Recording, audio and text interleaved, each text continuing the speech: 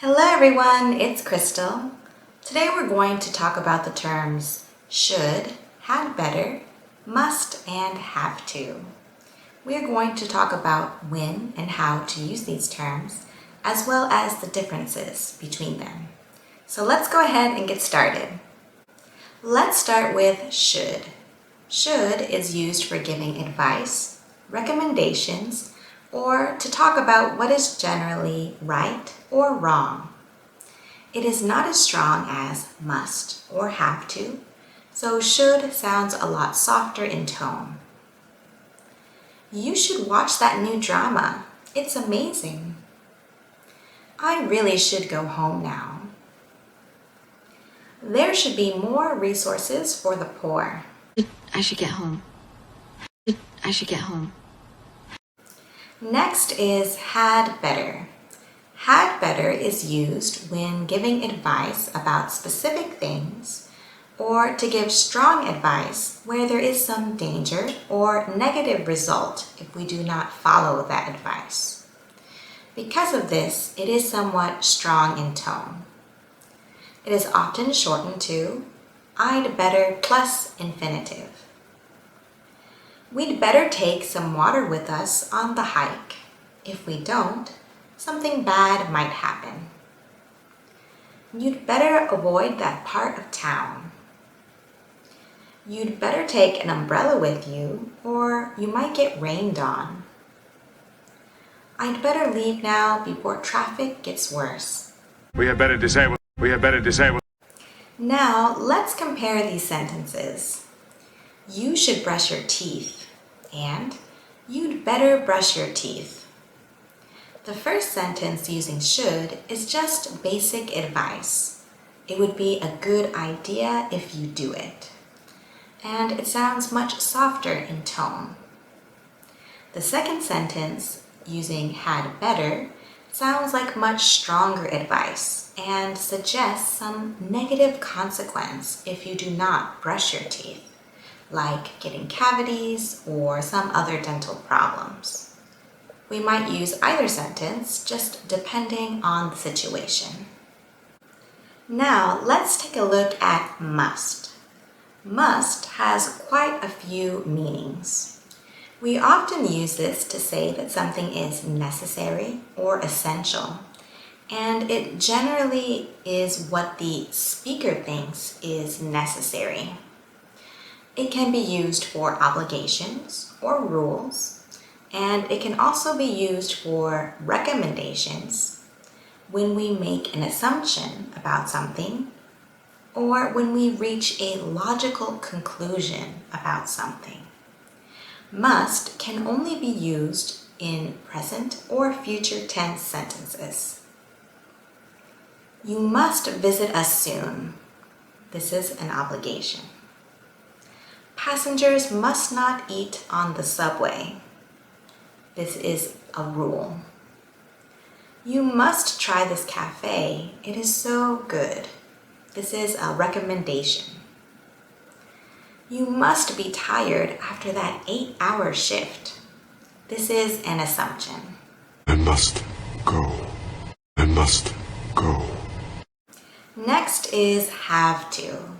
Have to is used for strong advice, obligations, or rules. And it is used to express certainty, necessity, or obligation.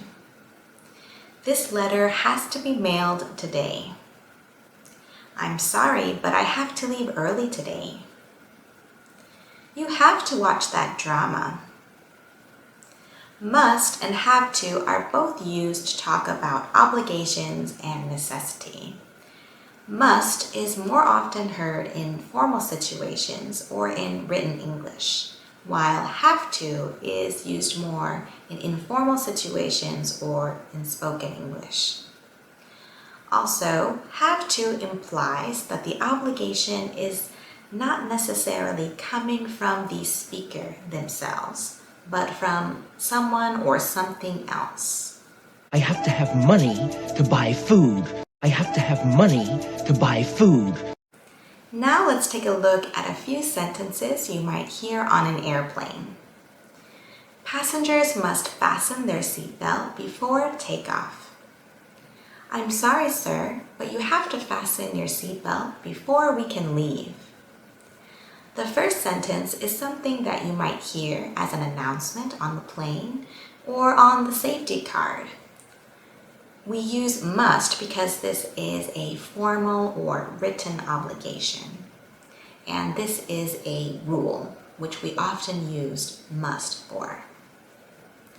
The second sentence is something that you might hear a flight attendant tell you to remind you to fasten your seatbelt. We use have to in more spoken and informal situations. And here we are talking about an obligation from the airline, not necessarily from the flight attendant themselves. So have to can sound a little bit more natural in this situation. Although must and have to can often be used interchangeably. Now let's take a look at some negative sentences. You do not have to eat that, and you must not eat that. Although it might be confusing, the negative forms of these terms do not mean the same thing at all. Not have to means that it is not necessary, while must not means that it is not allowed. So the first sentence means that you can eat that if you want, but it is not necessary.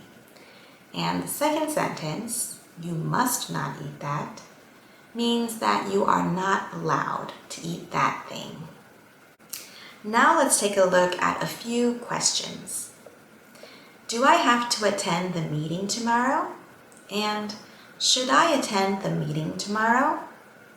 Although these questions are asking the same thing, the tone and feeling of each sentence is quite different. Remember that have to is stronger than should.